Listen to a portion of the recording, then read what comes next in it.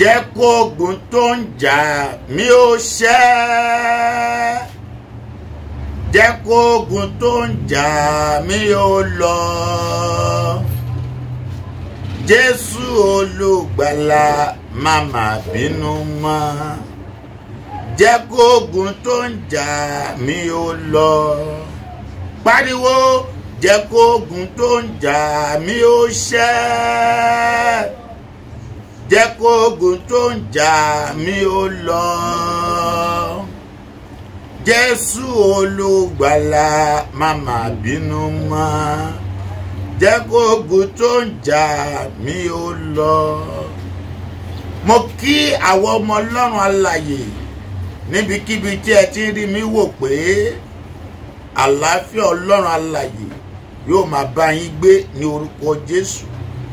Ẹ ní dààmú, ẹ ní nójú ẹkún o, ẹ ní nẹ́rẹ̀kẹ́ ó ṣe é. Lóṣù tí a wà yìí, ààbò Ọlọ́run yóò dájú lórí wa. Ọwọ́ ọ̀tún òdodo Ọlọ́run yóò di èmi àti rẹ mú ní orúkọ Jésù. A ò ní dààmú, a ní ṣàárẹ̀.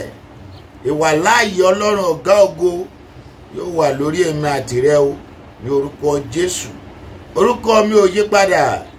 Èmi ni ajínrere James Adeniyi tí gbogbo ènìyàn ń pè ní kíni kí n ṣe Ọlọ́run 1930. Lábẹ́ iṣẹ́ ìránṣẹ́ Easy Yoke Gospel Ministry Ọlọ́run 1930 Movement aka Salvation is Free. Àdúrà wa tòní lábẹ́ àdúrà àṣeyọrí yìí kò pọ̀ rárá o, kókó àdúrà kan ni. Mo sì fẹ́ jẹ́ kí o gbà á tìkànrà. Mo fẹ́ kí o fi ẹ̀mí mímọ́ gbà á. Mo fẹ́ kí kó gbàgbé ara rẹ sínú ẹ̀mí,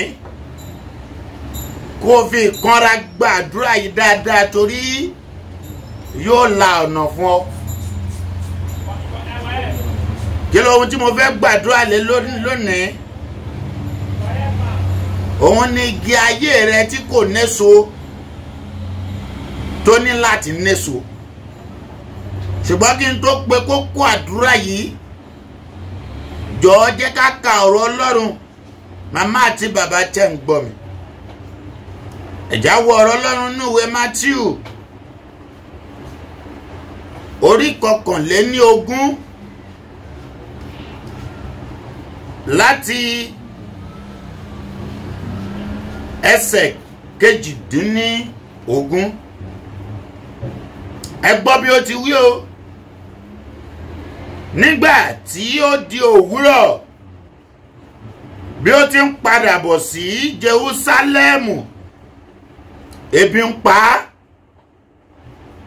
Ní ìgbà tí ó di òwúrọ̀, bí ó ti ń padà bọ̀ sí Jerúsálẹ́mù, ebi ń pa ta ni? Jésù olùgbàlà. Ẹ gbọ́ ohun tó ṣẹlẹ̀ ní ẹsẹ̀ tó tẹ̀lé. Ó ní nígbà tí ó rí igi ọ̀pọ̀tọ́ ní ọ̀nà, ó lọ síbẹ̀, kò sì rí ohun kan lórí rẹ̀ bí kò ṣe kìkì ewé. Ọ̀pọ̀lọpọ̀ ayé ẹlòmíì ò néso, kìkì ewé ni. Kìkì ewé lọ̀pọ̀lọpọ̀ ayé ẹlòmíì. Kí lewé túmọ̀ sínú ẹ̀mí? Òfìfo. Arákùnrin àti arábìnrin tó ń gbọ́ ọ̀rọ̀ mi lówùúrọ̀ ọjọ́ tòní,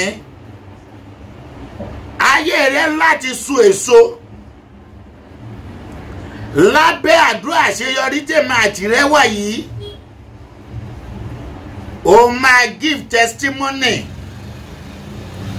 o máa jẹ́rìí, ẹ̀rí rẹ sì máa pọ̀ torí igi ayé rẹ máa so èso rere ní orúkọ Jésù. Ìgbàgbọ́ ló nílò. Tẹ̀lé mi ká lọ. Ṣé o ti ṣetán àti gba kókó àdúrà ọ̀yọ̀kan yìí?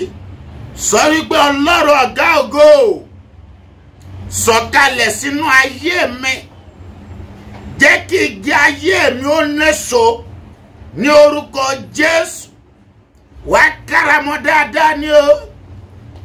Ṣọmọ pé má foko mi dáná. Ọjọ́ kan lènìyàn kọ́.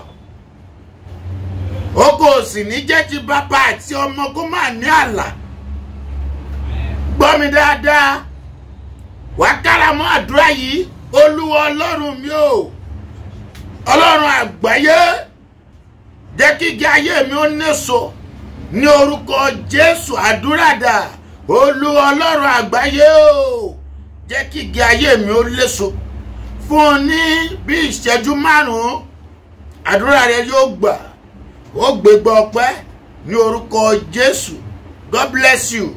God bless me. Wow. Please subscribe to our YouTube channel at Olorun 1930 TV for music, prayers, messages, movies by Evangelist James Adeniyi, aka Kinikinse. God bless you.